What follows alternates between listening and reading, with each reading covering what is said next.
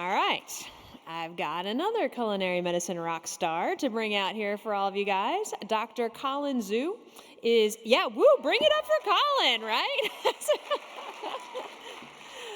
So he is double board certified in family medicine and lifestyle medicine, and he blends clinical expertise with culinary arts and wellness coaching.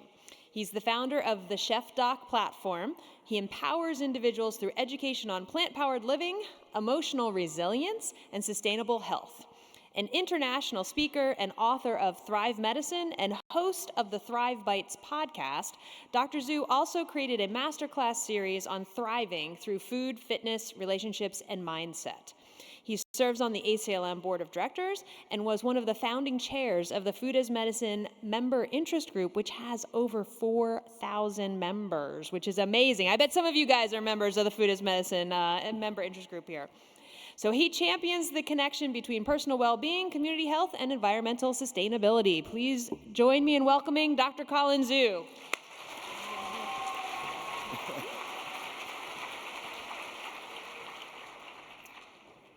Can we give one more round of applause for the staff, the camera, the AV? There was a lot of work that came into this, and we really appreciate it. So we're going to fly right through here. Okay, so there's an African proverb that I really love. If you want to go fast, go alone, but if you want to go far, go together. And I think that perfectly captures us today, because we individually do so much for our patients, but if we did it together, we actually go further, not just for them, but for our communities as well as the planet that we live here on. For culinary medicine, it's about creating a ripple effect. Guys, my name is Dr. Zhu, and I've been with ACLM since 2013, so as a medical resident. So it is a beautiful thing to watch it evolve, and this is amazing. My journey into food began not in a classroom, but in my family's kitchen with my parents, especially with my mother, who's here today. And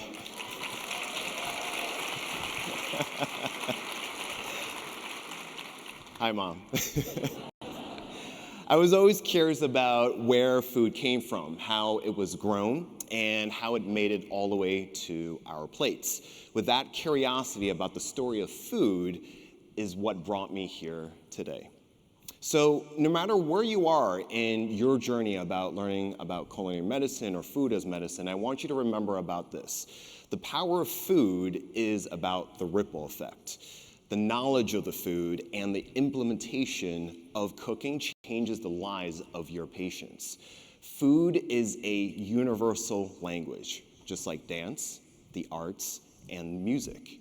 It connects and bridges all of us together. And in many cultures, food is also a love language. Where are my Asian brothers and sisters? You guys already know what I'm about to ask you. So we didn't have 5 love languages, right? Physical touch, gifts, words of affirmation. No, we only had 1 love language, and that's food.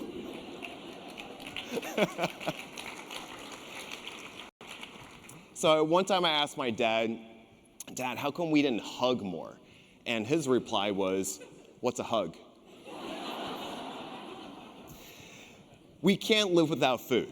And with it, we express care, culture, and connection. When you teach your patients, when you go back home and teach your patients what to eat, how to prepare it, but also how to enjoy it together, what you're also doing is reinforcing social connectedness and community. And when we collaborate together as clinicians, educators, and community leaders, we're not just improving everyone's health, but creating that ripple effect. Food as medicine is also about understanding the origins of food, the interconnecting steps of how it travels, and also the hidden costs associated with it before it arrives to our plates. Again, the ripple effect. So, what you choose with your fork matters. Anyone hear about the Eat Lancet Commission report? Okay. It started in 2019 and recently just updated about 2 months ago in October of this year. And it actually shows us that our global food systems have transgressed 5 out of the 9 planetary boundaries, the limits that keeps our ecosystem stable for us. And the proposed planetary health diet, which is essentially plant predominant, helps to preserve biodiversity and natural resources. As a certified scuba diver, I was able to learn firsthand coral bleaching. Okay, and it's a shocking thing to be able to see half of the Great Barrier Reef die in front of you. So, here are some sobering facts about the hidden costs about food. It takes about the land size of 2.5 football stadiums to support one person for 1 year on a standard American diet. It takes about 1,800 gallons of water to produce 1 pound of beef. That's like running your faucet for an average of 20 hours. Do you know how many gallons it takes for a cup of lentils, for a pound of lentils? 43. Our current food production contributes approximately 30% greenhouse gas emissions, driving climate change. And the report is proposing that adopting a predominantly plant-based could prevent up to 15 million deaths per year globally. So I think we are in the right room. So this means how we grow, produce, prepare, and consume food is pushing our planet beyond its safe zones. But the key is food is also the solution. Now, let's make this practical, shall we? What's knowledge without application? How many of you guys have rolled a sushi before? So many lights. All right. How many of you guys like dinner tonight? Awesome. So it wasn't a sushi roll, it was a deconstructed, but it was amazing. So today we're going to be demonstrating a sushi roll as well as chia seed pudding. So the very important thing about the roll is you have to have a bamboo mat, okay? In Japanese, this is makushi, okay? And I like to have it long ways. Now, you could have it without, sometimes you could have a plastic saran wrap around it, or you could have it without. The next important stage is the nori sheet. And if you notice that there is a shiny side and a rough side, very important is to put the shiny side down, okay? And my lovely assistants have gotten me sushi rice, what I would argue the most important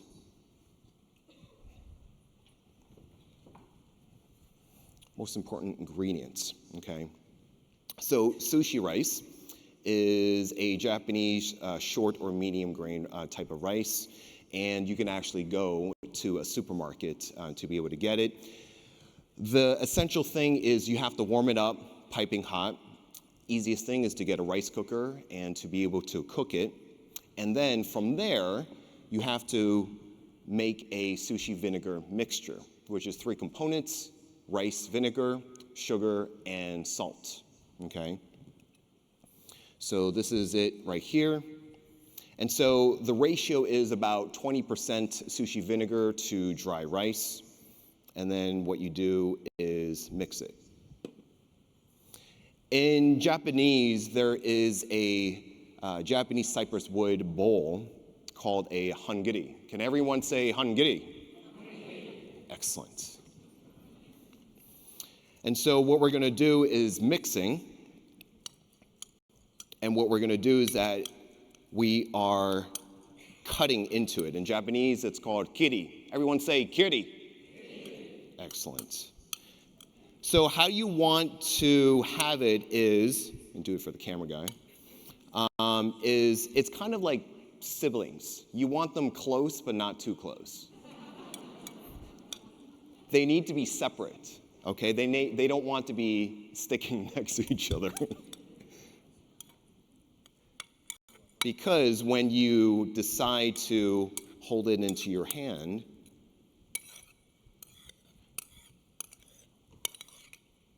You see? Awesome.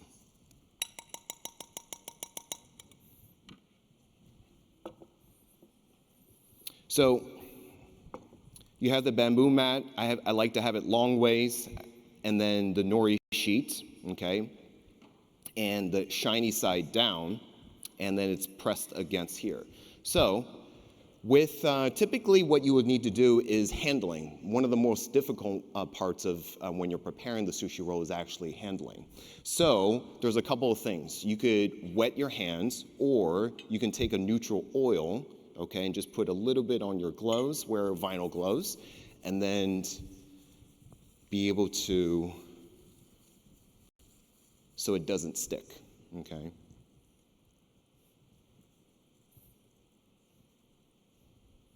So quiet.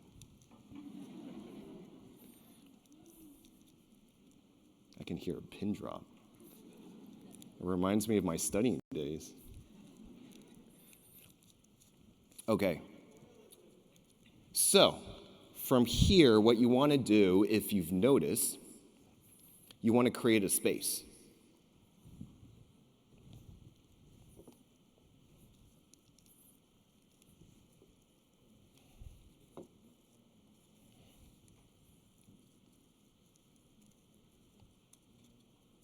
And not make a mess.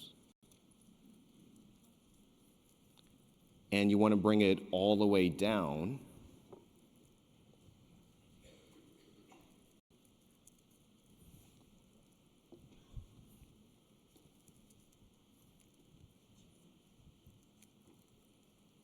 Okay. So, our ingredients that we have today is we have cucumber, we have carrot, we have avocado, and we went to a local Asian market, and we also have yellow radish and burdock root. This could also be, a friend just reminded me that this could also be a kimbap. How many Koreans are in the room? Yes! So this could also be a vegan kimbap, all right? All right, so what you want to do is making sure that you leave space up here, and then you're leaving a little bit of space down here, okay?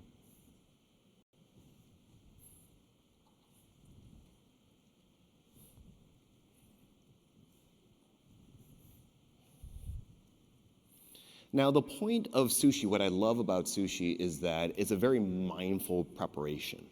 You can mix and match, it's very versatile, you can substitute, replace, and it's a balance of tastes, flavors, and the colors, right? They also say that sushi is also art, edible art. Okay, so from here, I'll see. So once you're going to be rolling forward this way. Let me move this aside here. So what you do is you roll it here. And then you're going to take your fingers and make a square here. And then unwrap.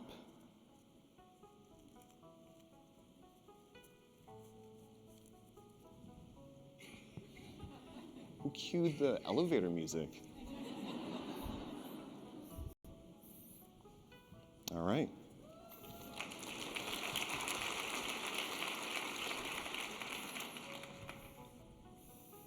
So the next part is cutting.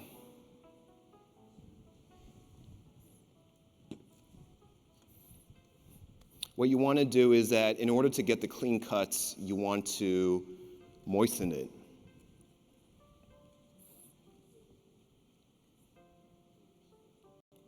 You can, if you really want to make it clean, get rid of the head and tails.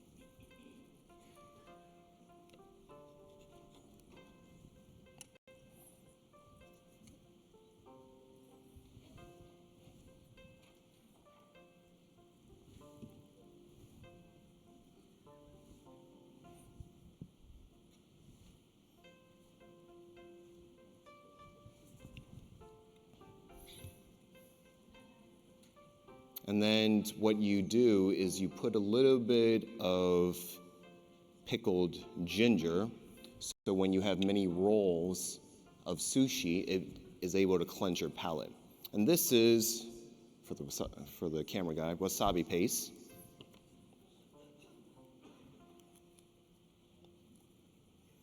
Can't open it with slippery fingers.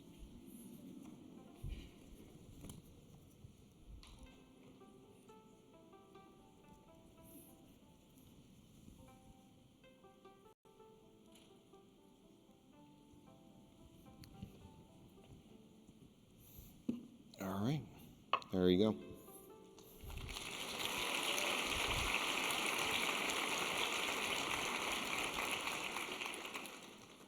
So you want, in terms of my patients, what I find is that if you can make something flavorful, and if you can have, it's about the eyes, right? We eat with our eyes, it's about presentation, it's about flavor.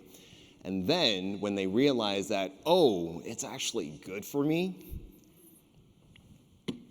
All right, so we're gonna clean up here. All right, so the next one we're gonna do the chia seed pudding. How many of you guys have the chia seed pudding the first night? Not too bad, right? All right, so this is very simple. Chia seeds, they say that the ancient Aztec warriors would eat chia seeds for stamina. Chia seeds are high in omega-3s and fiber, and they can absorb 12 times its own weight. When I went to culinary school, it was a great substitute for egg because it was a great binder. All right, so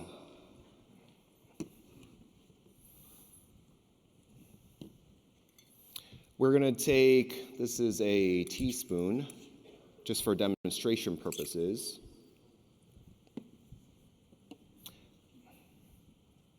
So this is a non-dairy milk.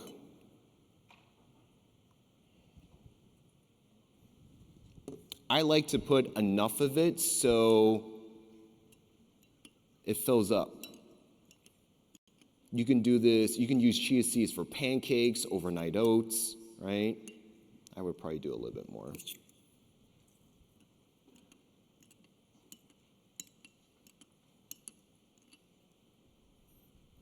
All right, and then what you do is that you let it settle,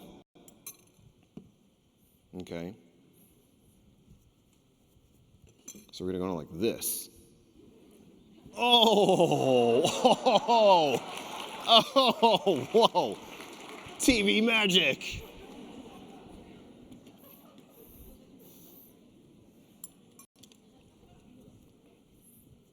All right, just in case the power goes out, ready?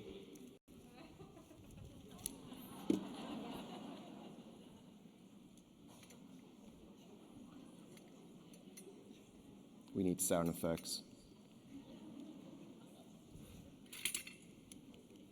So this is a great demonstration to do with your kids. There's colors in this, right? You're using seasonal fruit.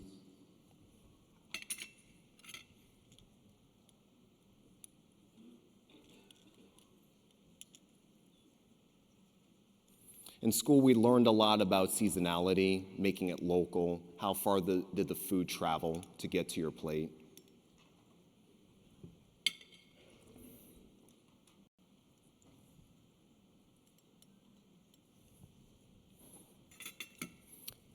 I just dusted it with a little bit of cinnamon. We couldn't find date syrup, so I had to use maple. Just drizzle with a little bit, okay? And there you have it.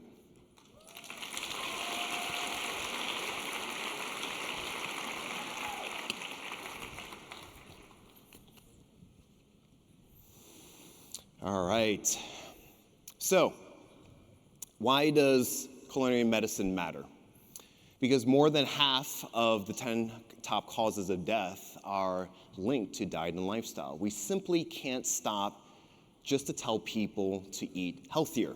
we need to bring them in to the kitchen, right? It matters. We have to go beyond 2 dimensions, screens, EMRs, apps, smartphones. There's even a screen for our watch.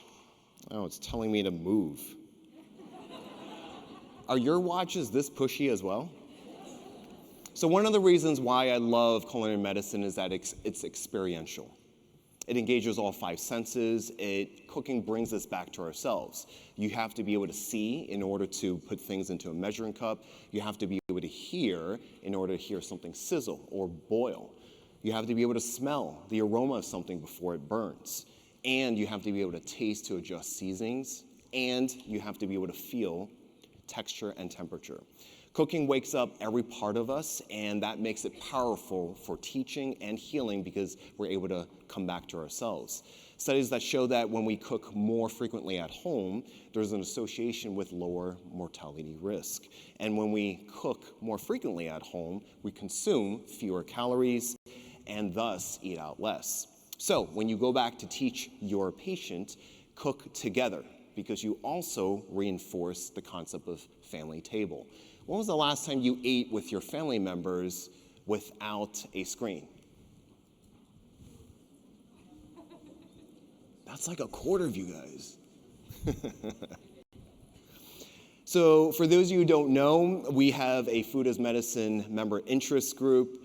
Since spring of 2023, over 4,000, I think approaching 4,500 actually. And it's an open access space to be able to learn, share, and collaborate. And we have guest speakers come in every 6 weeks. We have cook-alongs, we have lectures, and it's a great place to be able to share education resources so that we can help bridge gaps for people so they could implement it back to their community. So if this is a topic that invigorates you, come join us. How many of you guys are in our membership group? All right. Now, before we wrap up, I want to leave you with my 3 secret ingredients for coaching patients to engage more deeply in culinary and lifestyle change. Do you want to hear them? Yes. So, number 1, you have to be lifestyle medicine. You have to walk the talk. I once had a traveling salesman who lost 30 pounds in 2 months, and this is without Ozempic.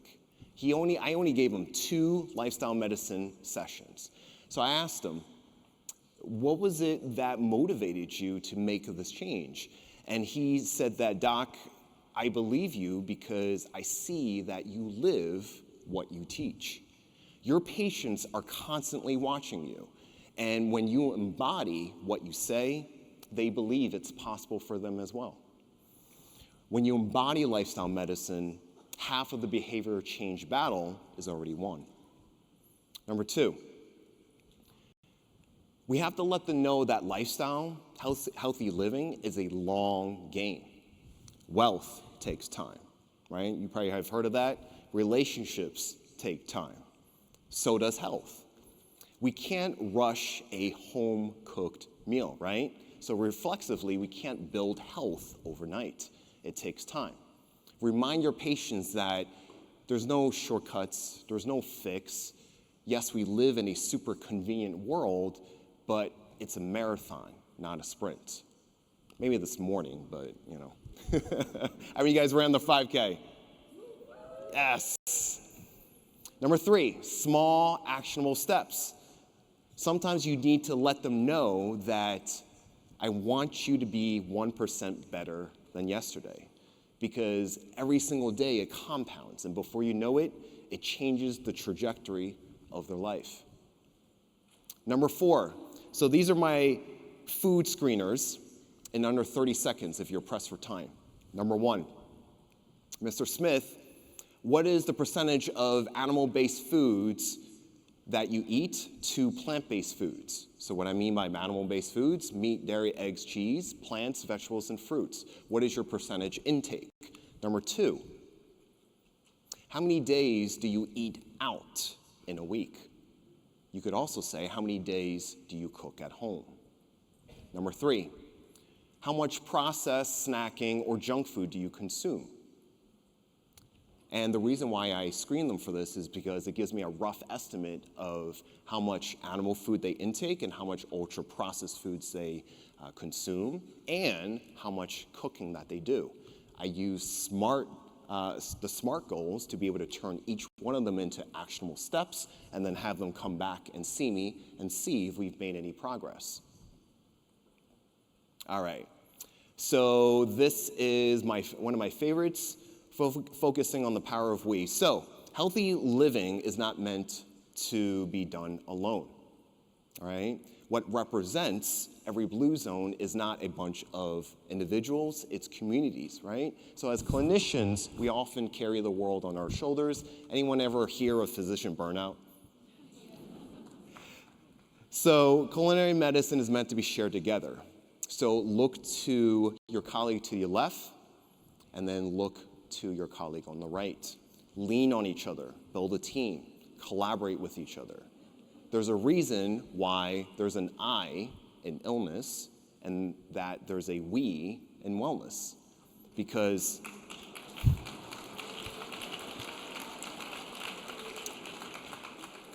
healing happens together. All right, so we're gonna do this, right? We're gonna turn that me into a we. Ready? This is a me, and then this is a we. Ready? Let's do it together. Ready? Me, and we're gonna go into a we. There you go. So in conclusion, when you go back to your health systems, clinics, and communities, I want you to remember all the interconnecting layers of that pathway of how food has traveled. Remember that food heals people, food heals communities, and food heals our planet. It's the ripple effect. So let's thrive together. Thank you so much, everyone.